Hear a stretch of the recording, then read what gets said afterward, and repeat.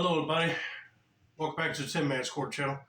I'm your host, Jeffrey Tin Man Taylor, and today I'm reacting to some more Mr. Nightmare videos for you guys.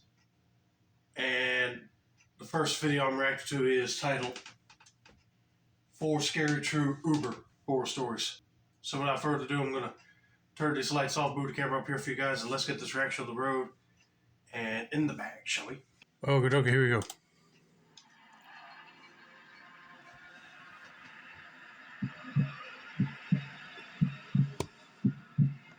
Back in 2020, when the pandemic was still causing all kinds of chaos, I started driving for Uber to make ends meet. I was laid off from my retail job and needed quick income. The thing about rideshare gigs is you see all kinds of people, especially when you're working late nights like I was. Yeah, I know that was a tough time for everybody. During the pandemic, some people lost their jobs because they couldn't keep the stores open long enough for them to work, or they just decided to lay off some people. So let's continue on with this guy's story, see what happens, shall we? There were awkward encounters, drunk passengers, weird conversations, but none of that compares to what happened one Friday night in October. It was a little after midnight, and I had just dropped someone off at a hotel near the outskirts of town. My app pinged almost immediately with a new request. The pickup location was about 6 minutes away, in front of a bowling alley that was part of a strip mall. Pretty standard stuff. The name on the ride said Derek.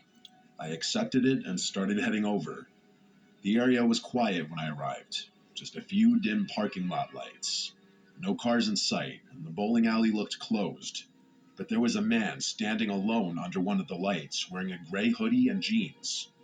He was tall, maybe 6'2", with his hands in his pockets, head down like he was looking at his shoes.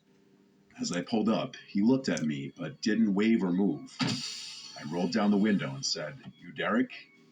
He nodded slowly, walked over, and got into the back seat behind me. I started the trip and asked him if the destination in the app was correct, an address about 20 minutes away in a residential neighborhood I'd never been to. He said, "Yeah, that's right," in a quiet, calm voice. I remember thinking he sounded a little off. Not drunk or high, just sort of flat. Oh, I know you're talking about. He's just one of them people that want to act arrogant or don't want to answer questions that much. He's just one of them rude people that you encounter every day. But I got a bad feeling that it's probably more than just that. Emotionless, but I didn't think too hard about it at the time. I started driving, and he didn't say anything for the next 5 or 6 minutes. I glanced at him in the rearview mirror now and then, and every time I looked, he was staring straight ahead. Not out the window or at his phone, just at the back of my head. I tried to break the silence by asking how his night was going. He paused, then said, "Just needed to get out of there." I asked, "Out of where?" He said, "Doesn't matter." So I didn't push it. We drove a while longer. About 15 minutes in, I realized we were getting closer to the destination, but the address was in a really isolated part of town. No streetlights, big yards, lots of trees. As we approached the address, he suddenly leaned forward and said, "Actually, can you pull into that driveway right there?" He pointed to a house on the right. The house was dark, no lights on inside or out. It looked old and abandoned, honestly. It had an overgrown lawn and paint peeling on the siding. There was also no car in the driveway. Okay, no, I'm getting red flags here. First of all, he's right. You don't push questioning somebody if they don't want to answer your questions, because it seems like this dude is up to no good, so he was trying to run away from something that he did. But now he wants you to pull into this house that looks like it's old, worn out, and no cars in the parking lot. Sounds like a trap to me. Once he gets out of your vehicle, back up and go quick before he decides to chase after you or something. I said, "Is this your place?" And he said, "Just pull in." I hesitated, but turned into the driveway. I stopped near the front of the house and put the car in park. He didn't get out. I looked back at him and said, "Everything all right?" He stared at the front door and said, "Wait here." And he got out and started walking toward the house. He didn't go to the front door. He walked around the side of the building and disappeared from view. I sat there for maybe 2 minutes, trying to decide what to do. The ride was technically still going. I didn't want to drive off and get penalized, but I also felt like something wasn't right. My gut told me this guy wasn't just heading inside to grab something. Finally, I ended the trip manually. I marked it as complete and started to back out of the driveway. But before I could shift into reverse, I saw him walking back toward the car, fast. His hands were empty, and he had this strange look on his face, like he was angry or excited. I unlocked the doors because I didn't want to make it a confrontation, but something in me was screaming not to let him back in. He opened the rear door, got in, and said, "Take me to the other place." I asked, "What other place?" He said, "Just drive, I'll tell you." I said, "You need to put it in the app." He didn't answer. He just stared at me in the mirror. I said again, "I can't take you anywhere unless you put it in the app." He didn't say a word.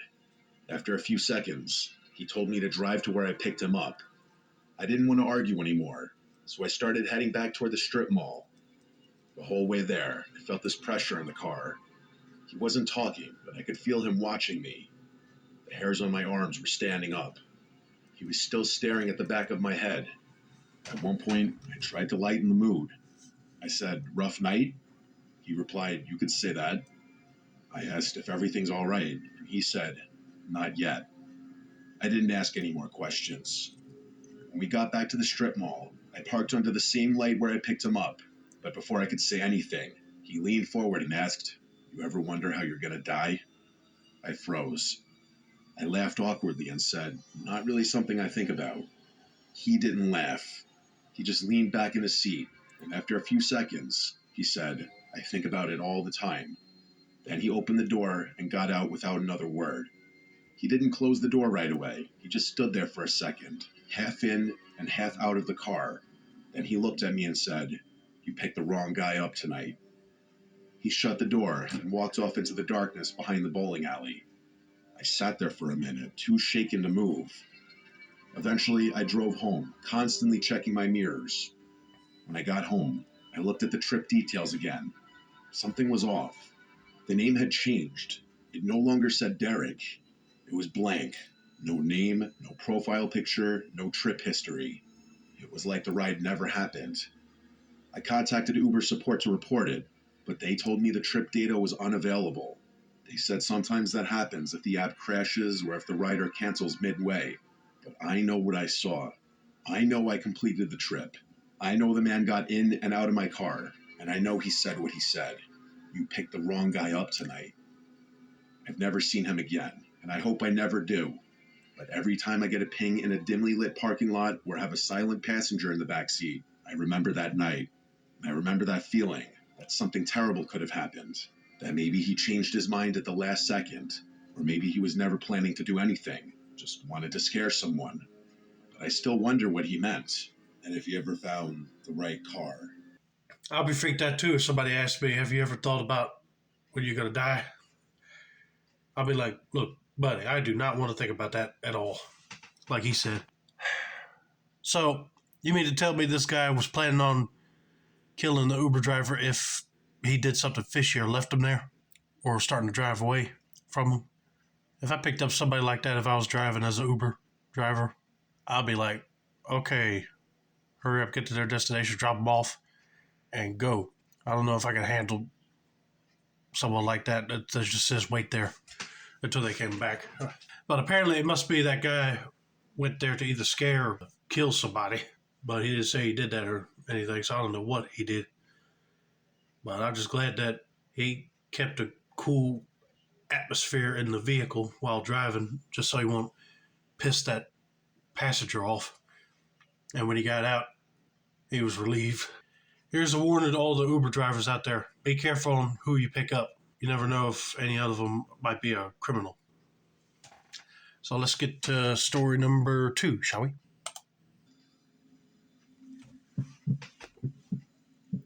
This happened in 2021 when I was driving for Uber full time. I live in a city that gets a lot of tourists, especially in the summer, so rideshare gigs can be decent money if you're consistent. I worked mostly nights, partly because I'm a night owl. partly because it's less traffic and better tips from drunk passengers coming back from bars. That is true. Usually, nighttime driving is a little bit better because there ain't that many vehicles on the road. But I definitely don't want to pick up no drunk people because you never know if they might end up saying something that'll make you upset or lunge out to attack you. The night this happened, it was around 1:30 in the morning, a pretty normal Saturday night crowd. I had just dropped off a group of college kids who wouldn't stop yelling in the back of my car, so I was glad to get a request that looked quieter. The name said Chris, and the pickup location was a small side street just off downtown. The weird thing was, the pin was in kind of an odd area, not near any bars or apartments, more like near the back lot of an old strip mall. But I figured maybe it was just a bad GPS marker. It happens sometimes. I drove over and saw a guy standing at the corner, hoodie on, jeans, staring down at his phone. I pulled up and said, Chris? He nodded and got in the back without saying much. He didn't smell like alcohol or slur his words. He seemed sober and just really quiet. He didn't say hello, nor did he answer when I asked how his night was going. Some people just aren't talkers, so I didn't think much of it. I started the ride, and the drop off was on the opposite side of town, 25 minutes away, in a suburban neighborhood I'd been to maybe once or twice before. The thing was, it was dark out there, like no streetlights in some areas. Pretty isolated. I noticed about 5 minutes into the trip that Chris had his phone out, but he wasn't texting or calling anyone. He was holding it flat in his lap with the flashlight on, just shining the beam upward, slightly toward my seat. I asked him kind of half joking, everything all right back there? He just mumbled, yeah, and then turned the flashlight off. The next 20 minutes were dead silent, just the hum of the engine and a weird tension building in the car. I've been wondering why in the world he had the flashlight on to begin with. Just so he could be nosy to see what's in your car? I don't know. But that would be weird. I don't know how to describe it. Something just felt off about this guy. Not threatening, but definitely unsettled, like he wasn't really there. We got to the neighborhood, and I followed the GPS to the house. But as we pulled up, I noticed it was totally dark. No porch light, no inside lights, nothing. I asked, is this the right place? Chris didn't answer. He just sat there. I turned around and looked at him. I repeated myself a little louder, saying, hey, is this it? He stared past me out the window. I repeated myself one more time, and finally he nodded. So I put the car in park and said, have a good night. He didn't move. He just sat there. So I asked again, are you good? He finally reached for the handle and stepped out, but he didn't close the door. He just stood outside the car with the door open. I'd be like, look, if this is your stop, would you please close the door and go on your merry way? Not trying to be rude, but it just seems like this guy is either mentally disturbed or he's probably nervous going into that house for some reason. I don't know what's going on here, but he needs to hurry up and go. Facing the house, I sat there waiting. A few seconds passed, then 20, and then a full minute. I was just about to say something when he suddenly turned around, looked at me through the open door, and said, I need to go back. I blinked and said, back where? He said, where you picked me up. His tone was flat with no emotion. I didn't know what to say. That was a 25-minute drive, and it wasn't like I could just reverse the trip. I told him he'd have to request a new ride, but he just stared at me. He begged me, saying, please, I need to go back. I told him again, you need to request it through the app. That's when he said something that sent chills up my spine. He said, I can't. They're not gone yet. My only response could be, who's not gone? He didn't answer. He just stood there, still holding the door open, and I noticed he was breathing heavily. At that point, I started getting seriously uncomfortable.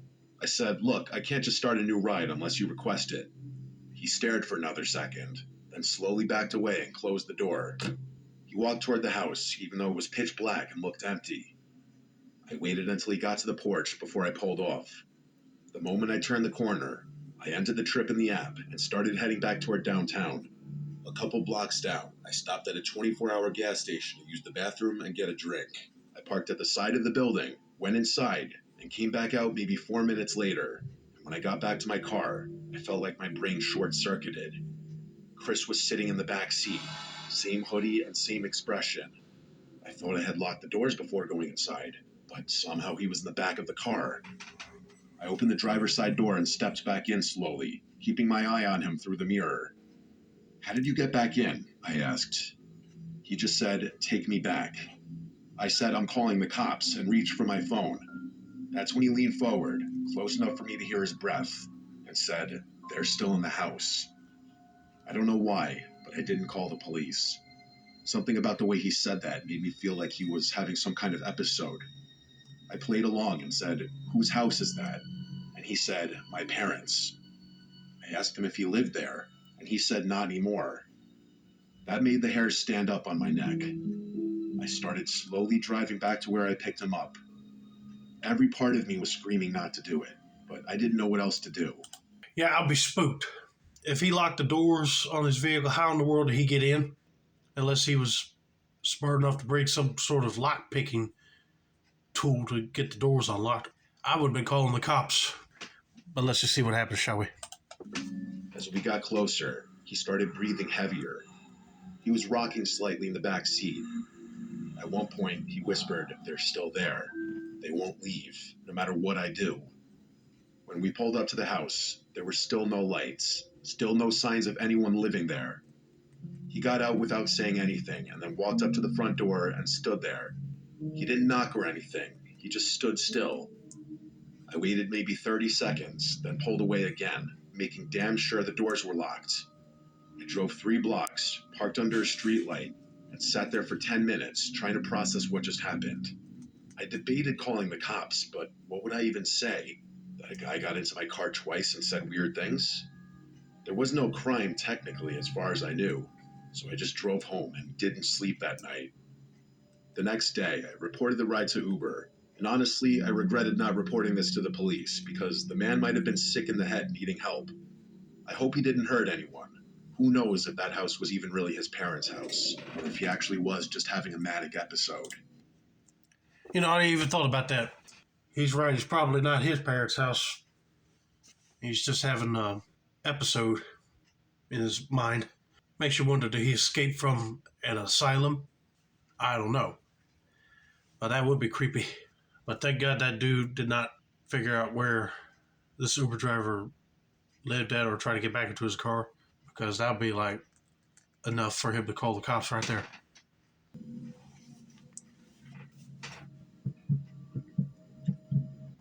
I'm an 18-year-old girl that lives alone in my apartment with my dog. I live about 8 miles out of town, so getting food delivered can be a hassle sometimes. I never thought anything of Uber Eats being bad. You may hear some stories, but never think they will happen to you. At least that's what I thought. It was Friday evening. I was cleaning my apartment, getting ready for my boyfriend to come over. We're long distance, so I only get to see him on weekends, so I usually try to get it cleaned up before he arrives on Saturday. I had been cleaning for about 2 hours, and it was past 6 p.m., so I was feeling hungry. I didn't want to dirty any dishes, as I just cleaned them all and cleaned the kitchen. I decided to order food so I wouldn't have to make a mess. I ordered my food and got the notification that my driver was on his way and driving a white Honda Fit Sport. I'm a young girl living on my own, so I have my delivery instructions set to leave my order at my door for contactless delivery. I was sitting in my living room watching TV when I got the notification that my food was delivered. As soon as I got that notification, I jumped up, eager to get my food. I was starving. When I opened the door to grab my food, it wasn't there, so I thought maybe he set it at the wrong door. But looking down at all the doors, none of them had the food at them.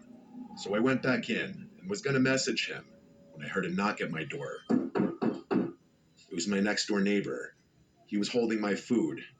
He said, "Hey, sorry, I picked up your food from your delivery driver because he was looking through your windows. I wasn't sure what he was doing." I took the food and thanked him, wondering what the hell just happened. I went back in, ate my food, and enjoyed a movie when I started to get ready for bed. That's a little weird. She put on the phone contactless delivery, just put the food down to go, right? Well, wrong. Seemed like this delivery driver had some other plans up in mind, but the neighbor called him. So he took the food from him and hold it for his neighbor. until that guy left. But yeah, I had a feeling that this Uber delivery driver had something else up in his sleeve. He figured it was a female ordered food. He would take advantage of her, probably. I took a shower, then went to turn off my TV and make sure all my doors were locked before going to bed. I laid down in bed, called my boyfriend, and eventually ended up falling asleep.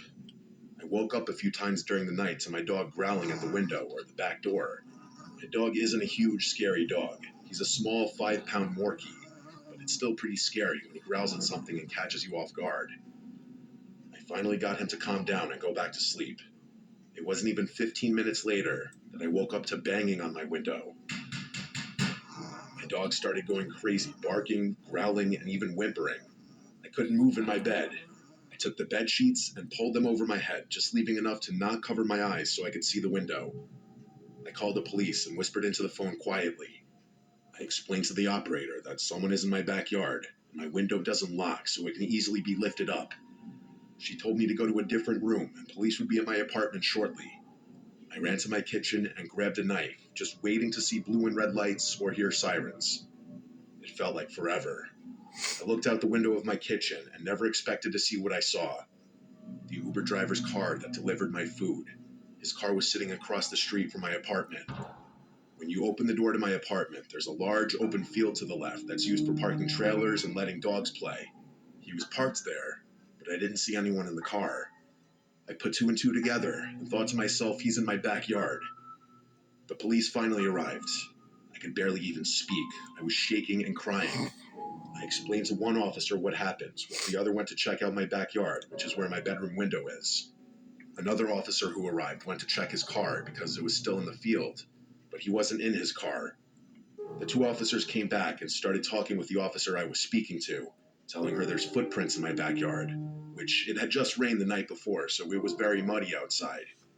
I started panicking once I heard that, not just because that's not what you want to hear, but also because where was this guy if he didn't come back arrested with the cops and wasn't in his car? My neighbor came outside to see what was going on. The officers explained to him what was happening. Then he spoke about how he picked up my food for me earlier that day. The neighbor invited me to sleep over at his apartment for the night if it made me feel any better. Oddly, I passed on the offer, and when all the cops left, I went back into my apartment. Thinking it was all over, I took a few hours to get comfortable enough to fall asleep. But at 2 a.m., I woke up to banging on my front door and heard police. There's no way this is happening right now, I thought to myself. I got up and went to my front door, scared to open it. It was the woman I spoke to earlier. She explained they stayed at my apartment, hidden to watch for that guy, in case he showed back up. And he did. They caught him walking up to my front door, thinking he was going to try to find a way in. My heart fell to my stomach when I heard her say that. She then explained he was arrested, and I don't have to worry about him anymore. I thanked her and went back to try and sleep. Unfortunately, I couldn't fall asleep this time. I also don't use Uber Eats anymore when I'm home alone. Thank God the cops caught him, because I know that girl would have been having a hard time either sleeping or even staying there in that apartment anymore if they didn't find him. But yeah, you just don't know who's using the Uber delivery app just to sneak up on people later and probably do some nasty things to them. Whew, man, I'm just glad she did not get hurt physically.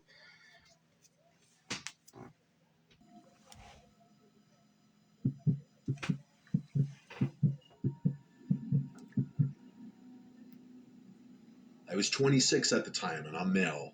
I was in Washington, D.C. on a sort of vacation visiting my then fiancée. I'll call her Sarah for the sake of the story.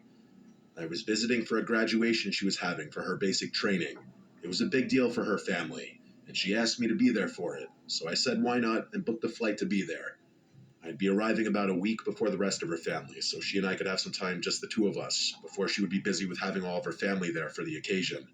She stayed with me at my hotel during this time, and eventually we decided we wanted to go and explore some of the nearby historical sites that Washington had to offer. I'd never been there, of course, so the idea piqued my interest, and we decided to do it. Once we arrived at our location, we spent about 4 hours walking around and seeing all the sights, from the Lincoln Memorial to the Washington Monument, the Congress Building, and even the White House.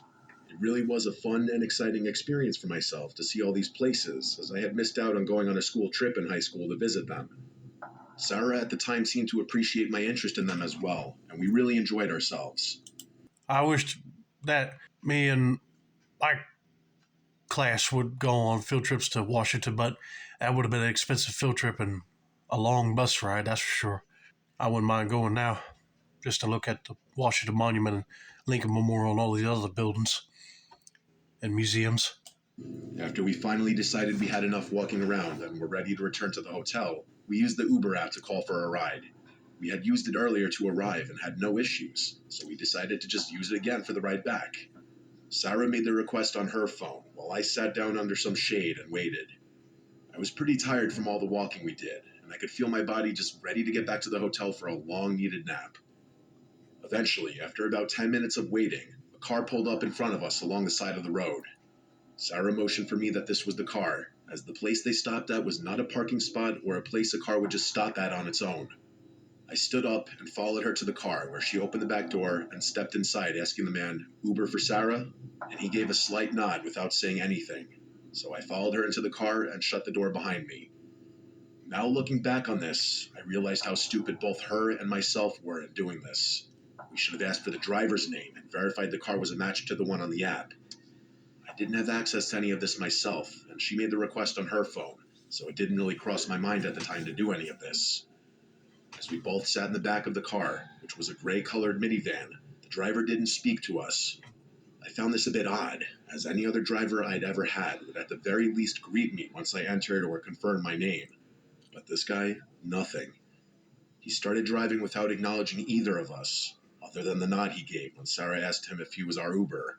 And I did pick up on how weird it was, but I was tired and didn't really feel like trying to engage with the man myself. I laid my head back and just closed my eyes. I then felt a tap on my arm from Sarah after what felt like only 5 minutes of the drive. I opened my eyes and looked at her, and she didn't speak to me. I could see the look on her face was one of worry, and it had me wondering what exactly she was concerned about. She then pointed to her phone, which was showing the route the Uber would take to drive us back to our hotel. It didn't take me long to realize that the way we were going was not the way the route had said. In fact, it was the opposite way. I could see Sarah's face drain with color shortly after, when a notification popped up on her phone saying our Uber had arrived, followed by a message from the driver asking where we were. Oh, dadgummit, you got into an imposter driver's car. Oh, man, I'll be trying to look for a way to get that other driver to stop and jump out quick.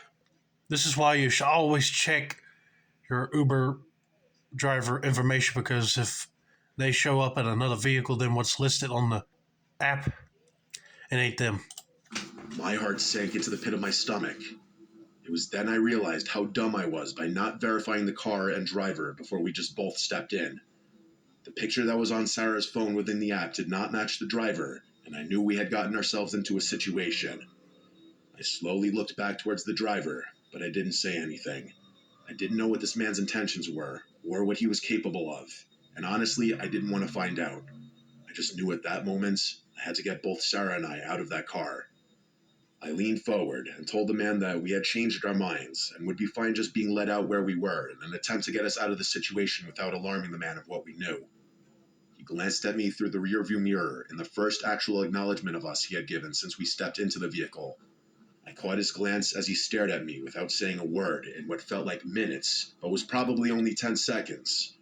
He didn't stop the car, though. He didn't even say a word in response to me, and just kept driving the car as if nothing had been said. My patience had run out, and I knew whatever this man had in store for us wasn't good. I then did the only thing I could think of at that moment, and reached into my pocket, pulling out my pocket knife. I flipped the blade out, and without wasting another second, I told the driver, "I know you're not our Uber driver. I don't know what your plan is here, or what you think you're about to do to us, but I have a knife, and if you don't pull this car over right now, I have no problem using it." The driver's eyes quickly looked at me again within the rearview mirror, and I knew he could see the knife gripped tightly in my hand. He quickly pulled the van over, and I heard the doors unlock. Sarah and I wasted no time in getting out of that car as fast as we could. The moment we were both out, the man sped off. We quickly took a moment to gather ourselves, as Sarah was having a panic attack, and I myself was still wrapping my head around what the hell just happened. Sarah quickly pulled out her phone and responded to our actual Uber driver and informed him of our location and asked if he could come pick us up. The actual driver arrived within a few minutes, and this time we made sure it was the right one. We told him everything that had happened, and it was then that he informed us something that made the blood in my veins go cold. He told us there had been multiple instances recently where people were posing as Uber drivers in the area, as it was an easy way to find many tourists and people not from the area that wouldn't think twice about just getting into a car thinking it was a Lyft or Uber. Apparently, many people had gone missing, and they could only assume the worst.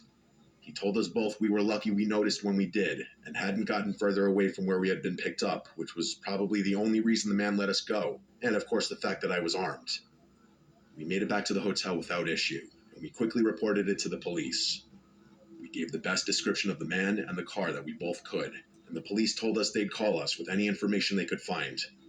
We never heard back from them, so I assume the man was never caught or found, and that worries me that he could still be out there doing this to others.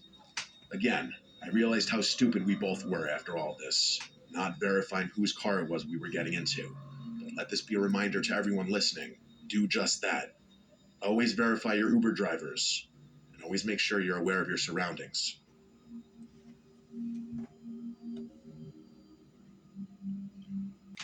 I agree with what this guy telling the story said. Always verify that you got the right Uber driver and car, because that guy didn't do nothing. He just nodded. So that was a warning flag right there. But luckily, he was able to find a way to get them out of the car and get the real Uber driver to come pick them up quick. Well, that would be scary to go through. I hope you guys enjoyed this video. Don't forget to like, subscribe, turn on post notifications for more Mr. Nightmare content like this. This has been another successful installment of the Tin Man Score channel. I'm your host, Jeffrey Tin Man Taylor. I said that's a wrap. Have a nice day, y'all.